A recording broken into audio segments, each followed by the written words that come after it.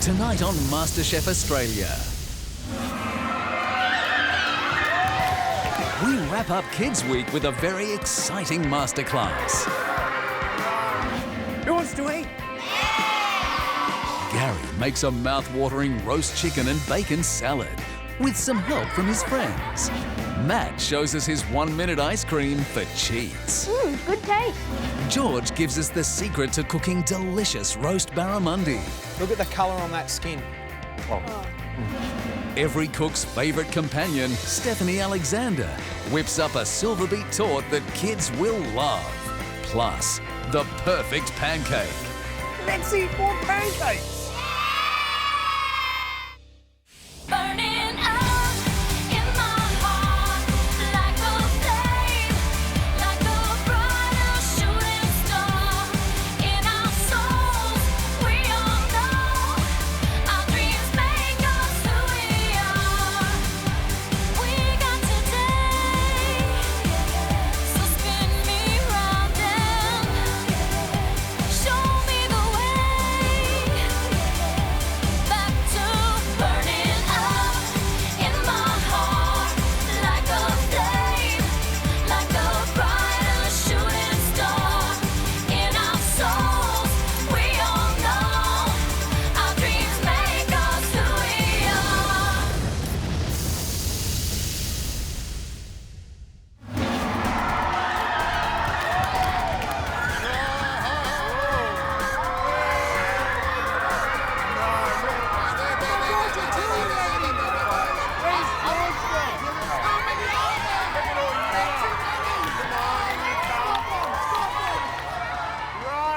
Right. Oh, gee, I have to clear my ears. Welcome to Masterclass. Welcome to the MasterChef kitchen. It's pretty cool, isn't it? I reckon. Are you taller than George? Come here. Let's Come have a on, look. Come here. let's measure. It's been Kids Week all week, and we've cooked some crazy things, including liver and Brussels sprouts. But today, don't worry, because we're going to do Matt's 1-minute ice cream, we're going to cook pancakes, and we've got a special guest, right? But first, we're going to make a yummy roast chicken salad. Are we ready to learn something? This little bit here is all about getting involved with the family. It's something for the weekend. We're going to make roast chicken, little stuffing balls, bacon and salad leaves. Right, Saxon, you're going to tie the chicken with me, okay? I'm going to give you a couple of things. Stuff the lemon in the chicken's bum. Why is that funny?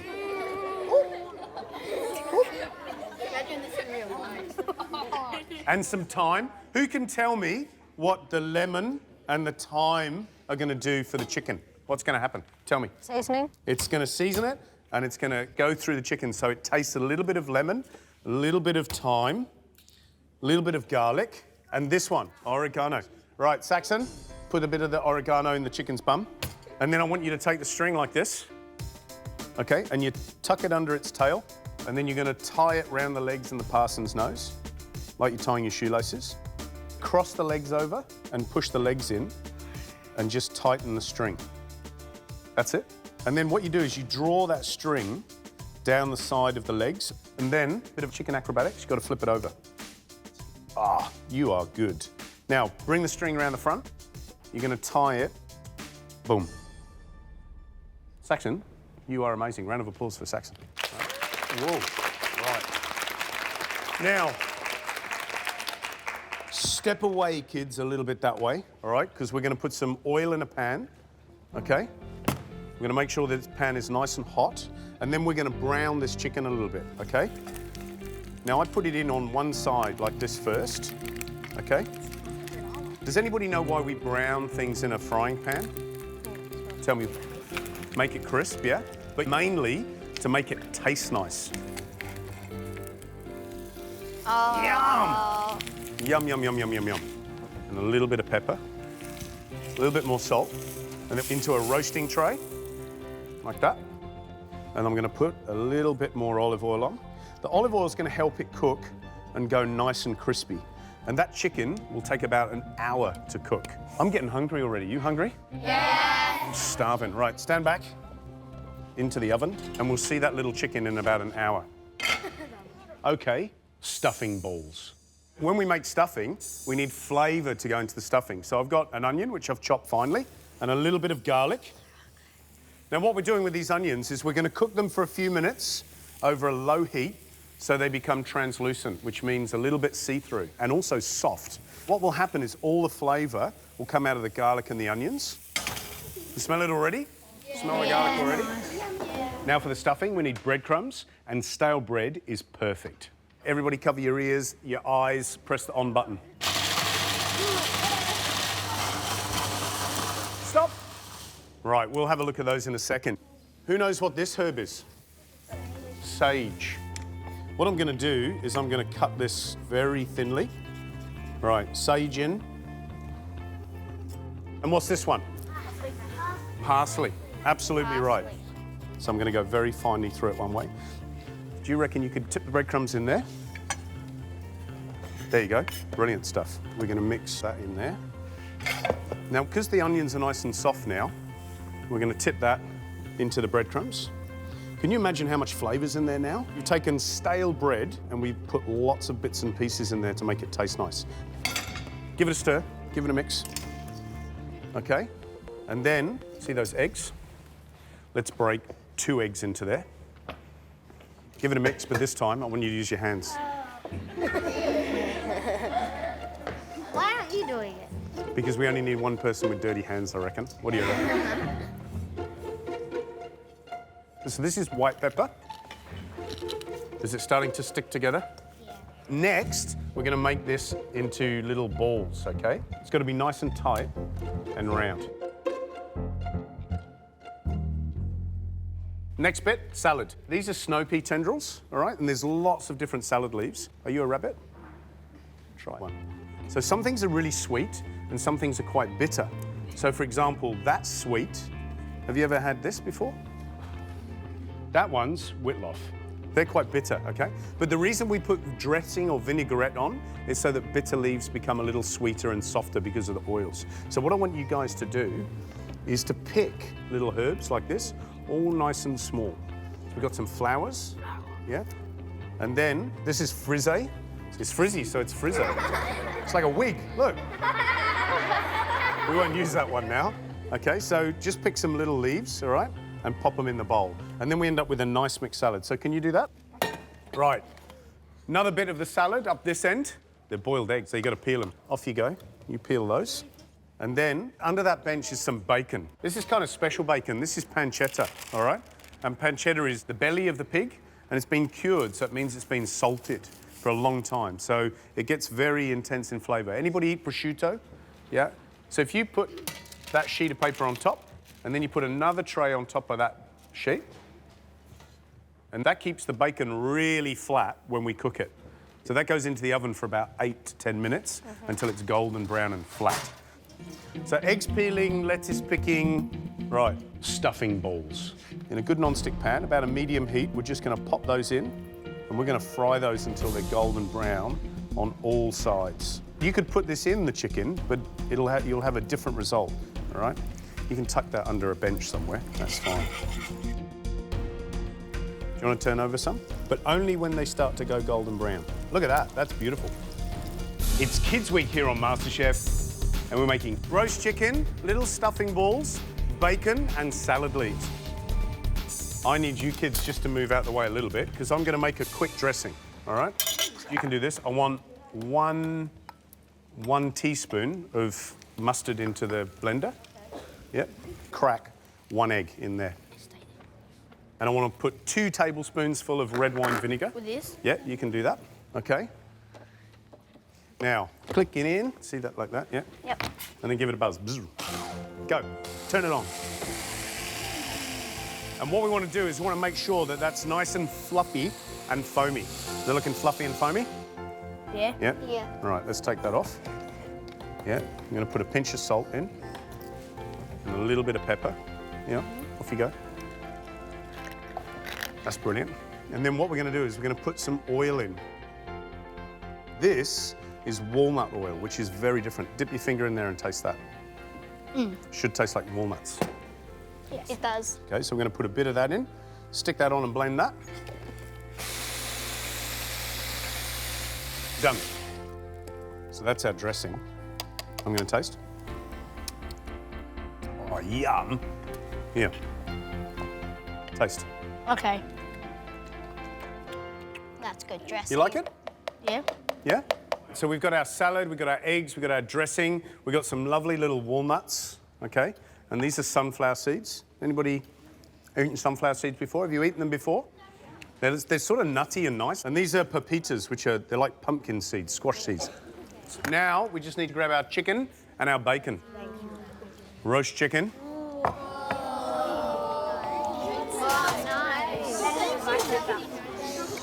See what's happened to the bacon? Look. Wow. Nice. So, you know you can tell a chicken is cooked when the juices from the chicken run clear, okay? Legs first. Legs first. Yum. Who likes chicken? I like chicken too. So to take the breasts off, there's a bone right down the middle. So I have to carve it down there, and then I just tease it away.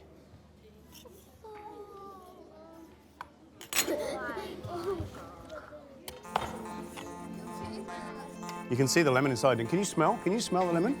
Smell. Can you smell the lemon? Yeah. What lemon? The lemon! We're going to plate up. So you put that piece of chicken there, yep.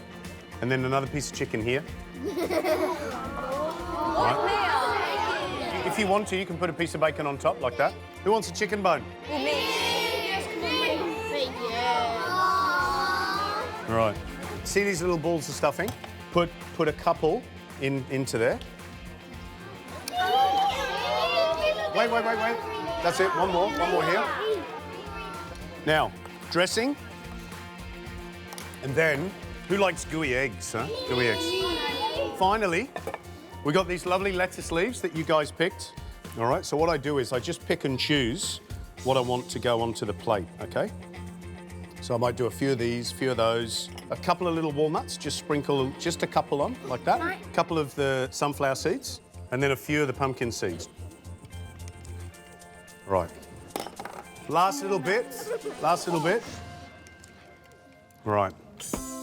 So there it is, roast chicken, little stuffing balls, bacon and salad leaves. Who wants to eat? Look, only 4 of you can try it. So 1, 2, 3, 4, up you come. I want you to use your hands, yeah, and dive in and eat something. Tuck in. If you want, you can just tear a little bit of chicken, like that, and dip it in the dressing, because we like using our hands. The bacon good. Oh. Yummy. Yum. Have a tried stuffing ball. Oh. You happy? You like it? It's really yummy. Will you try and make it on the weekend with your mum and dad? Yes. Right, that's our roast chicken and salad done. I want you all to get stuck in the kitchen and help mum and dad to cook. Why? Because you'll starve to death if you don't.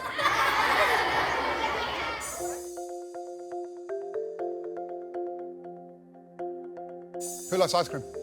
Yeah, everybody? Okay, I'm going to show you a really simple ice cream that takes a minute to make. It's kind of like a soft serve, and you don't need an ice cream machine. You don't need to wait for anything to freeze. So it's really, really simple. But if I'm going to cook, I'm not going to wear this business, because that's silly. So I need someone. How about you, Liam? You can be me.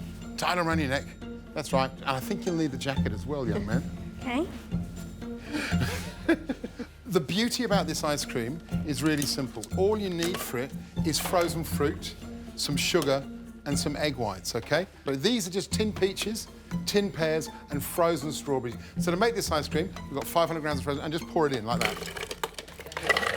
Okay, now, about 70 grams of sugar. Pour that in as well. You ready to press the start button? Go.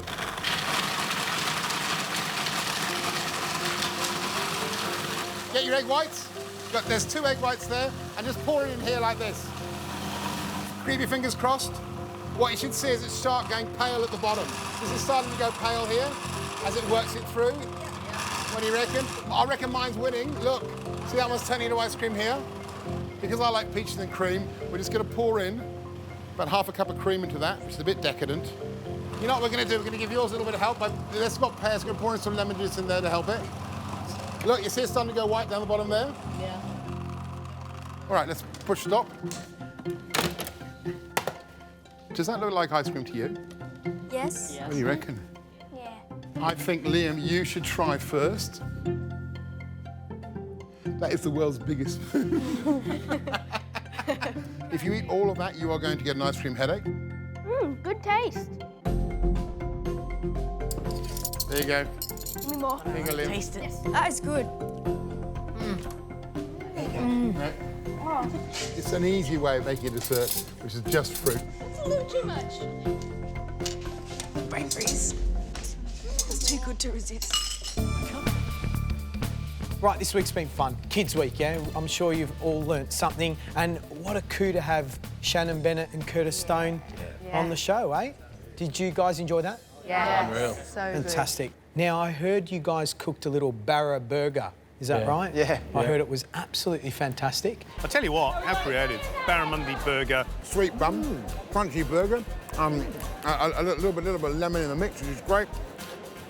So I thought, you know, I'm going to take a little bit of inspiration from that day and use barramundi because I think it's such a lovely Australian fish and we should be eating lots of it because it's delicious. Now, Samira, that barramundi that you cooked in week 1 was not delicious. That skin's going to be interesting. Samira, the skin is a bit rubbery and it's not nice. It's about technique, understanding what the product is. I love it. The key importance of this little lesson and this little exercise is how to pan fry fish properly, okay? And get crispy skin. Pay attention, all right? So the dish that we're actually going to cook is roasted barramundi with ham hock and vegetable broth. What I've got under this little cartouche here is smoked ham hocks. And because these take a couple of hours to cook, I've had them on while you guys have been outside. Now, in there is smoked ham hocks, a mirepoix of vegetables, some carrots, celery, onions, garlic, leek, and some peppercorns and bay leaf. Fill it up with water, let it tick away until what happens is we get the meat literally falling off the bone. And that is just delicious. George, was the hock skinned? Did you take the skin off No, the we've hock? kept... There's the skin of the hock there. People tend to throw that out. I don't. I take that out, I put it on a tray, let it cool down, right? And then shred it up really fine and crispy fry it, right? Now, if you don't want to use ham hocks or pork hocks, you can smoke, you know, chicken wings and braise them and use it for the same sort of idea that we're doing here. Right, fish preparation. Beautiful barramundi. How do we know when fish is fresh? It doesn't smell like fish. Samira, should never smell a fish. It should smell salty, sweet, okay? When you touch the flesh, it should spring back like that has there, all right? It should be nice and glossy and shiny. Now, I look where the belly sort of ends up near the top of the head. I stick my knife in and take it off that way. I don't use force, I use the blade of the knife. Now, that there is delicious. Do not throw that out. Barbecue that and serve that with a, I don't know, a lovely teriyaki glaze or, you know, this is good stuff. You know, people throw that in the bin. Nothing goes to waste, all right? Now, the first thing I'm gonna do is just have a look at the fish. And right up here, we've got this little bit of fat. Now, when you cook that fat, it goes brown. So I just slice that fat off. So what I do is look at the anatomy of the fish and go, okay, let me make a decision here. If I cut it there and then cut it there, what I end up with is a more even slice of fish that's going to cook more evenly, all right? I'm going to make some little incisions that are going to assist in helping it cook beautifully and even, but make it look beautiful. So I just pinch like that the flesh of the fish and I make slight incisions and then set the fish aside. When we cook fish, we cook it at room temperature. Why, Vern? I'm not too sure. I think it'll be something to do with the protein. Yeah. Well, what would happen is the outside would overcook before the centre is cooked because it will be super cold. Okay. All right. And you know, I see loads of chefs, they're holding the fish down because they want to get crispy skin because the only reason why is because they've taken it out of the fridge and tried to put it in there. So what automatically happens is it shrinks. Yeah. Yeah, it pulls up. Now, here's our ham hock.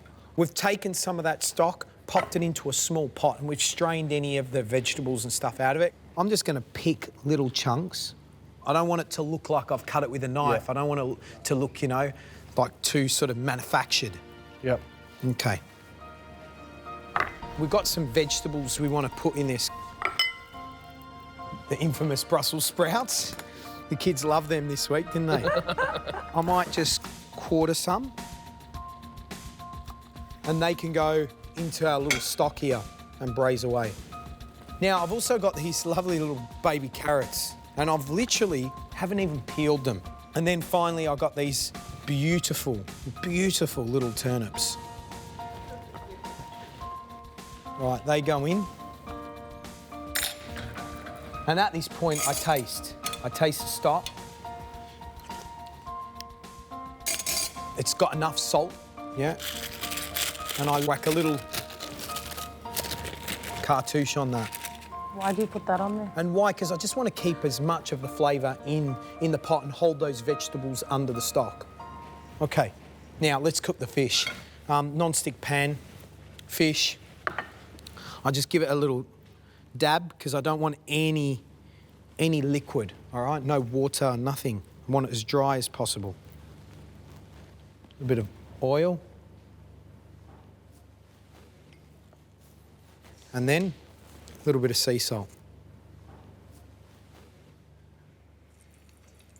Okay, not a smoking hot pan. You let that temperature keep coming up in that pan, or you're Yeah, going it will to taper slowly it off? come up, okay? But first I get that initial little zen-like sizzle. Now I've got my oven preheated at 180 degrees, okay? And you can see what I've just done here. Quick little shake just to make sure it's not stuck on the pan. I'm going to go into the oven for about 4 to 5 minutes. So you put that in the oven just when the skin was starting to look crisp? Yeah. Yeah. The crispiness is happening now, Yeah. okay, because you're getting a really flat surface, lots of direct heat, all right, and we're cooking the flesh now as well. Okay, so our little sort of vegetable and ham hock stews bubbling away, looking really beautiful. Our fish has been in the oven for about 5 to 6 minutes, and you can see the flesh has just changed colour. Butter goes in, thyme goes in. Now, you're not going to eat this butter. It's just there to coat and flavour the fish. The rest is going to stay in the pan, Daniel. Just checking. At this point, I flip the fish over. Look at the colour on that skin. Come up, come up. Oh, wow. That's amazing. Yeah? My fish didn't look like that. All right, see the butter's starting to foam up and I baste the fish. I baste it, and this is a glorious moment. This is the moment where you actually stop and go, oh my God, I'm about to walk down the aisle with the person I want to be with for the rest of my life. Okay? I can't wait. The fish out of the pan, put it on a plate. I pop it there where I'm going to start to plate up and dress. Does fish need to rest similar to a steak? Does it need a resting period, or No. not so much? Absolutely not.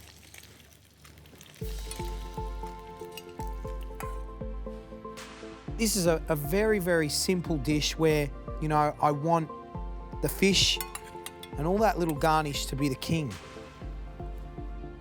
or the queen. All right, our fish goes on. Okay, and then these lovely little leaves, I just pop them around the stock. I do not pour the stock over the flesh of the fish. Why? Soggy. Exactly. That's why you guys are on MasterChef. That is well. Now I know. Some red vein sorrel, some little cress. This is quite peppery. And we've got a little bit of chervil here. That's quite anisey and lovely. And then finally, I've got some green oil, okay? Made with, you know, dill, parsley, tarragon, just full of flavour and punch.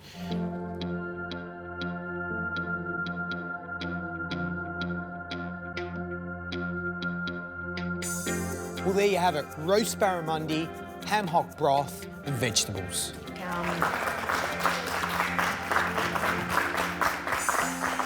Kelty. Hey. Emma. Hey. Andrew. Yum. What do you think, Kelty? I think it looks great. I'm dying to try that broth. It looks fantastic. Well, ladies first. Absolutely. No. I nearly got you. Go, Emma. Get him. Here, Kelty. Thank you, sir. Here, come here, annihilating Emma. it. Here. Here, how about That's the one. Come on, come close.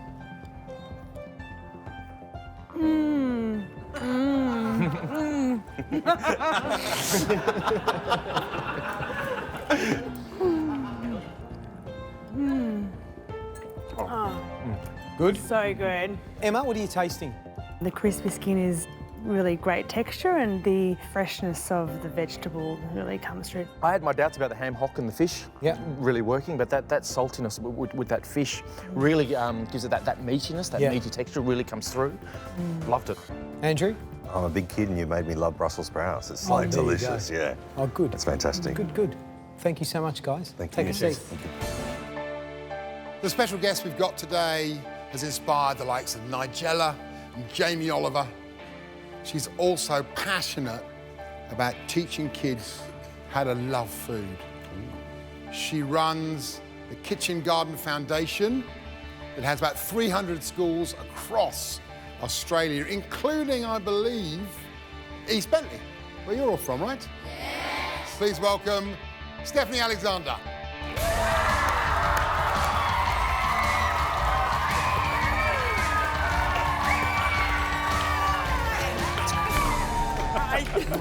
Hello. Welcome to our noisy kitchen. What a welcome. Now, Stephanie, big question for you. How do you go from running for 21 years one of the most successful restaurants in Australia to dedicating your lives to teaching rat bags like this more about food? Well, I think it's an incredibly important task I've taken on, and the exciting part is seeing how it works when you get kids growing their own food, cooking their own food, sitting down and enjoying it, and they love it. How do I get my kids to eat more veg? Well, I say let them grow them and pick them. We know that means we have to go out into the MasterChef kitchen garden and pick all the produce we need for Stephanie's recipe. Should we go? Let's go. Come on, guys.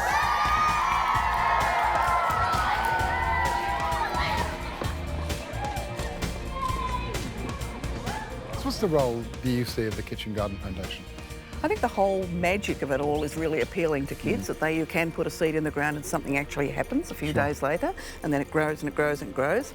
And for many children, that's a real wow moment. And it starts them being really interested in the connection between the food that's growing in the garden and what they eventually get to eat on their plate. What exactly are the kids going to be picking? Herbs and some beautiful things that are going to go into the dish we're going to cook a bit later on. What is it? We're going to cook potato and silverbeet torte with plenty of herbs. Do the kids generally like silverbeet, or is it about they just don't know it? I suspect that for a lot of children it's sort of the green they don't want to eat. And yet when we put it into a lovely flavoured pie like this, I've not seen a child who's refused it. Look at this, kids. So you can jumble around all these benches. Oh, Silverbeet. Did you get some interesting stuff? Yeah. Oh, look at that. Beautiful. Everything down, hats underneath. You are better than contestants. And you'll be cooking along with Stephanie today. Stephanie, what are we cooking? Potato and silverbeet torte. What's a torte? A torte is a fancy word for tart. So where do we start? What do you do first? Well, the first thing we do is make the crust, which is a very, very easy olive oil pastry. Just a little bit of plain flour and salt. Add to it in one fell swoop cold water with a little bit of extra virgin olive oil.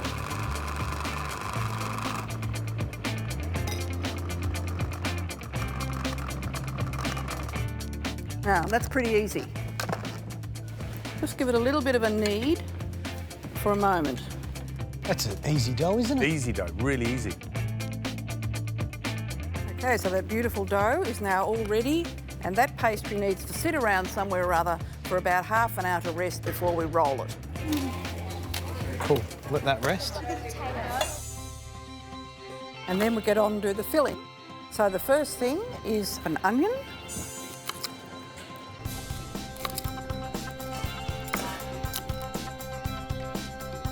Start chopping up, guys.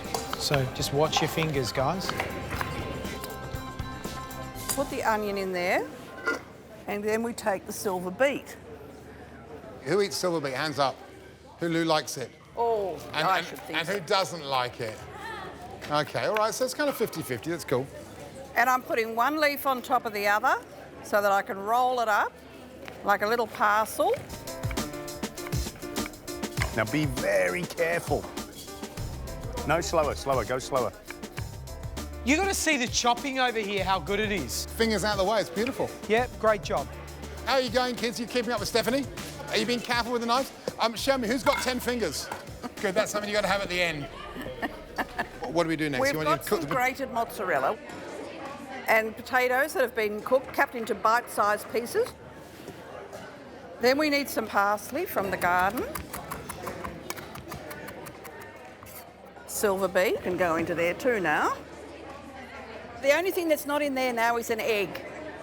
Kids, when you've got your potato, your parsley, your silver beet and your cheese all in a bowl, crack an egg and mix it through. George, are you keeping up? No, we're not. That's why I have to come what's over going on? and just double check what's George, going you're on in supposed- here. George, you're supposed to be in charge of these an kids. absolute- What, there's mayhem. It's mayhem. You haven't mixed... Okay, so we need to put our cheese in here. All in together. Yep, the onion with the cheese and the silver beet. So get the cheese. And the silver beet. Put it... And that onion. So we need the silver beet in there. So, Stephanie, here's your pastry, beautifully rested for 20 minutes. Lovely. So basically, you're going to roll out 2 different discs, one slightly larger than the other, and then put the smaller one on top. And this pastry must be rolled thin. We've got a rolling pin.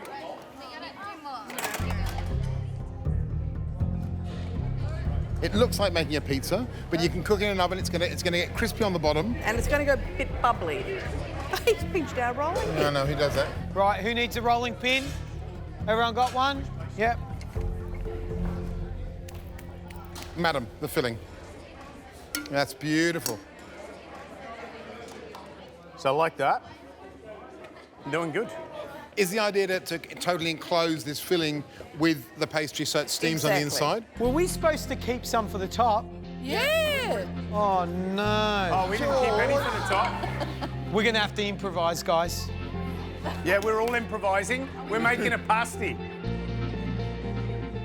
Now, I usually brush the top with a little bit of olive oil So what are the holes for? to let the steam out because it does rise up. So in terms of oven temperature? Hot oven, 200 degrees, around about 25 minutes. So kids, here's Stephanie Alexander's silver beet and potato torta. Tell me, what do yours look like? They're pasties. Oh, they're brilliant. That's great. What do you reckon, Stephanie, in the I oven? think that's pretty good. And I'm putting this in the oven. Nice. Right, I think we should put ours in the oven too. Bring them up to Matt. Take them up to Uncle Matt and he'll pop them in the oven, yeah? That's beautiful. I've never seen so much mess.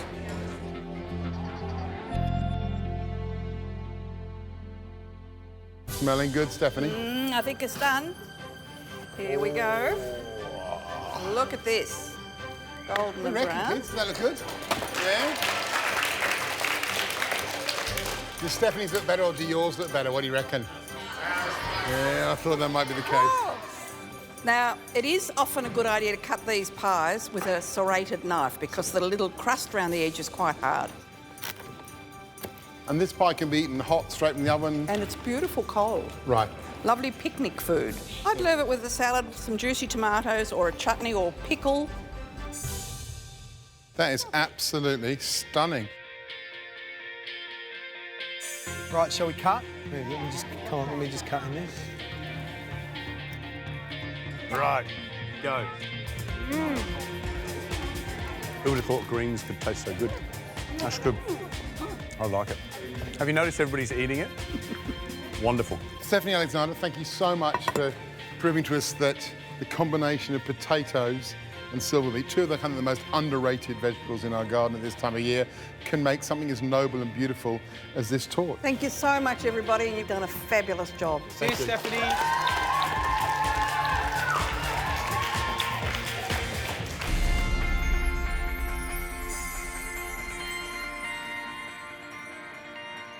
Who makes pancakes?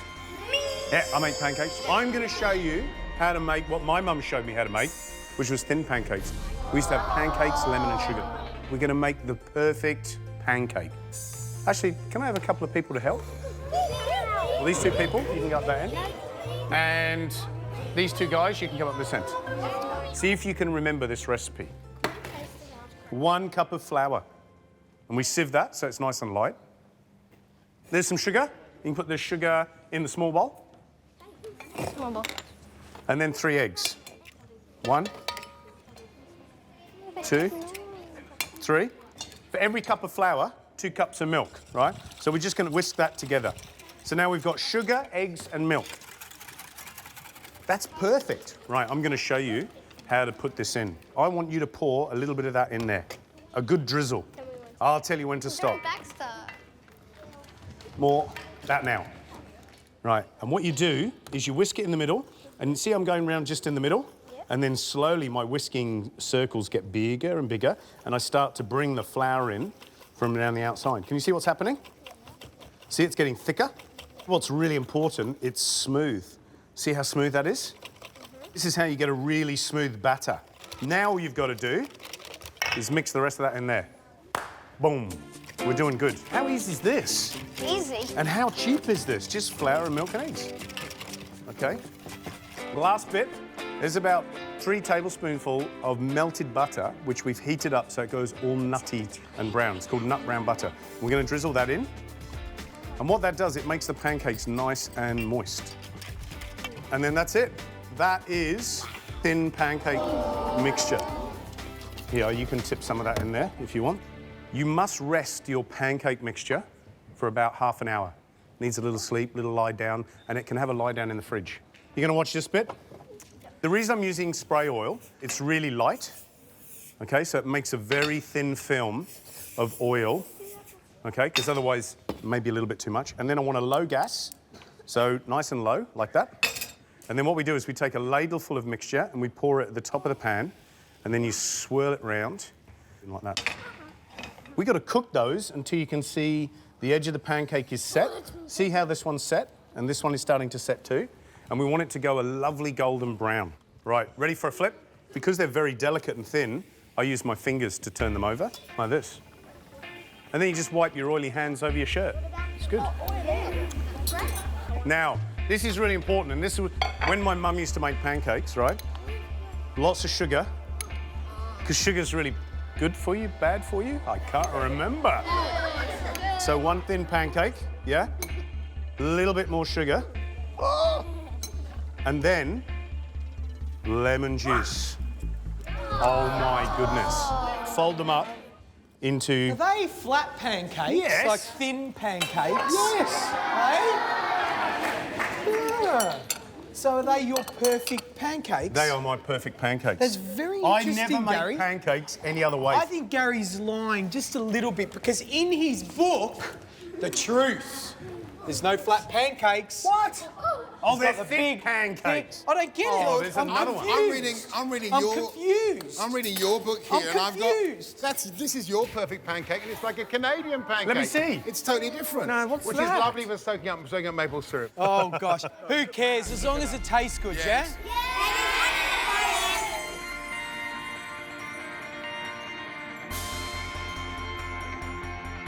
I better keep going. You sprinkle some sugar. Can we hand them out? Yeah, why not?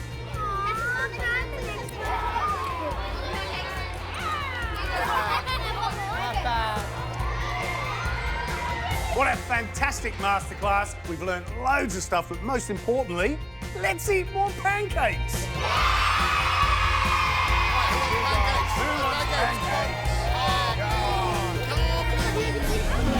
Next time, Buongiorno. it's Italian week as the contestants cook for one hell of a mob.